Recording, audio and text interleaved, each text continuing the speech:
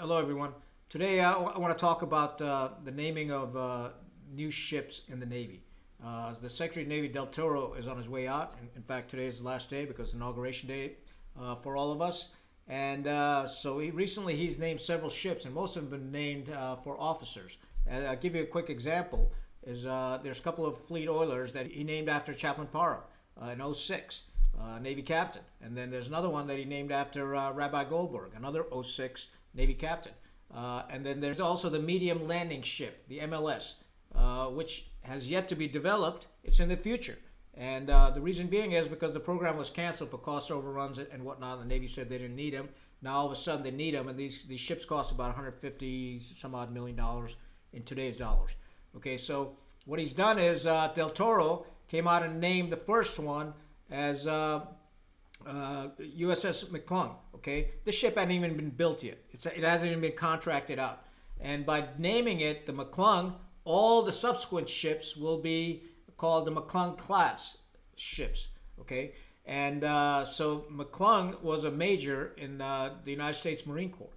I happen to know a lot about her because I served with her father when I was a young lieutenant and captain. And again, a very famous Marine. And Major McClung went to the Naval Academy, graduated in 1995, and elected to become a Marine. And she served in the Marine Corps till 2004, and then left active duty and joined KBR, Kellogg Braun Root, and went to Iraq as a contractor, worked there for a year, came back to the United States, came back on active duty, went back to Iraq, and was assigned as a public affairs officer for Al-Anbar province. And a month before returning from her tour of duty, she was escorting, along with two Army soldiers, Newsweek crew. And unfortunately, her vehicle hit an IED. All three passengers in that Humvee were killed. And there was an Army captain, Patrick Quinn, and an Army specialist, Pomonte, that were killed with her as well. And I remember when this happened because of the family name. Obviously it sent a shockwave throughout the Marine Corps, and for a couple of reasons. One, she was the first female officer killed in Iraq, the first Naval Academy graduate, and over time there's been several awards and recognitions given in her name. Extremely well-known officer. Nonetheless, the problem is all of a sudden we're starting to name things after officers. I'll give you another example. There's a Center for Wargaming that's named after a former commandant. Two commandants removed, named after him. And when I heard about that, I'm sitting there thinking, well, that's kind of odd. What couldn't we find a deserving Marine that sacrificed his life in these wars and named it after him instead of a living commandant? It didn't make any sense to me. And the reason it doesn't make any sense to me, as an officer, you shouldn't be given any recognition, in my opinion.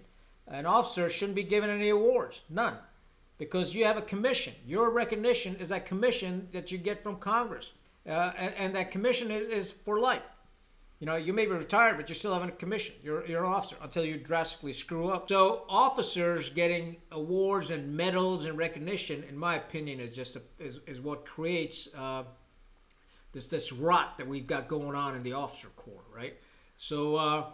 And the reason for that is, if you go back in the history of these medals, the first medal was created by Congress called the Fidelity Medal. And it was awarded to three PFCs in 1780. And these PFCs had captured a British Army major, so they were given this medal.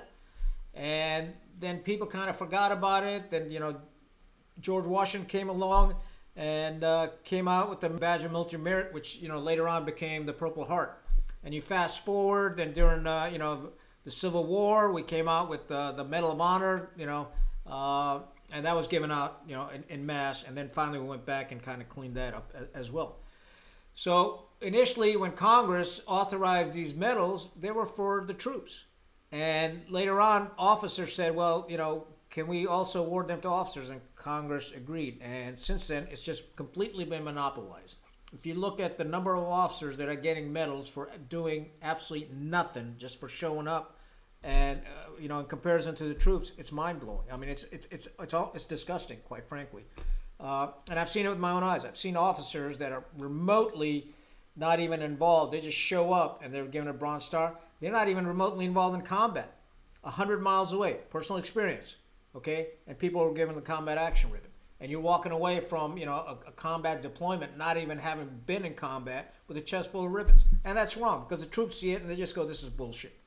So that's a fundamental problem. They lose confidence in our abilities to lead, because, we're talking about lead by example, integrity, lead from the front, honor, courage, commitment, and then the troops see us giving each other, the back slap and pinning awards on each other. That's they lose the special trust and confidence that our commission bestows upon us.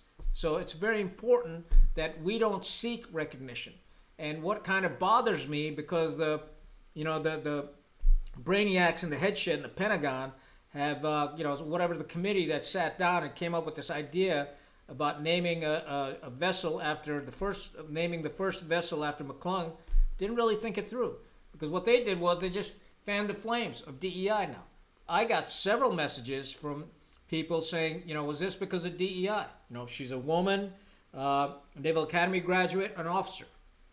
So people are saying, hey, preferential treatment. And in my mind, it cheapens her sacrifice. That's what they did, these people in the Pentagon. And what they could have easily done was name the first ship after an enlisted Marine, and then the second one maybe after her. So there's a way to do these things that kind of makes sense to the masses, right? Otherwise, troops are like, what the F is going on here? And unfortunately, that's the way this is going to come across, and it's going to cheapen McClung's sacrifice, in my opinion.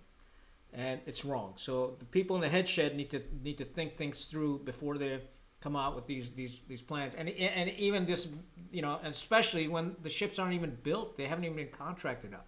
So somebody jumped the gun to leave their mark on the Navy, and they actually left probably a bad mark. Nonetheless, Inauguration Day today, President Trump comes back to the White House. Now, I don't agree with everything that Trump says or does. Okay, he's highly controversial. He's a disruptor, but nonetheless, he's our president. I'm going to get behind him, because, in simple terms, in Khan's simple mind, if President Trump does well, the nation does well. And I don't view America as Democrats or Republicans, of left or right wing, conservative or liberal. We're all Americans, man. And what really gets to me is sometimes we're so hateful of each other, and we forget the fact that we're Americans first. And what binds us together, I keep holding this up, is this document right here. That binds us all together. It's the Constitution. And I have some harsh opinions on things. I'm telling you. I was known as, my Marine Corps name was Genghis Khan for a reason. It wasn't because of my last name, because I was a hard ass, and I have some hard opinions and tough opinions. But at all times when I was thinking these weird thoughts, I'd say, okay, what does the Constitution say? And I'd always refer back to the Constitution and filter my weird thoughts through the Constitution. And all of a sudden I'd write, I'm wrong. And if you do that, you'll figure out very quickly that what the Constitution says is far more important than what you personally think. We wish President Trump well. Hopefully he can get the country united so we can work together as the United States of America for the common good of each other. I think it's very important. That's all I got. Stay rugged. Khan out.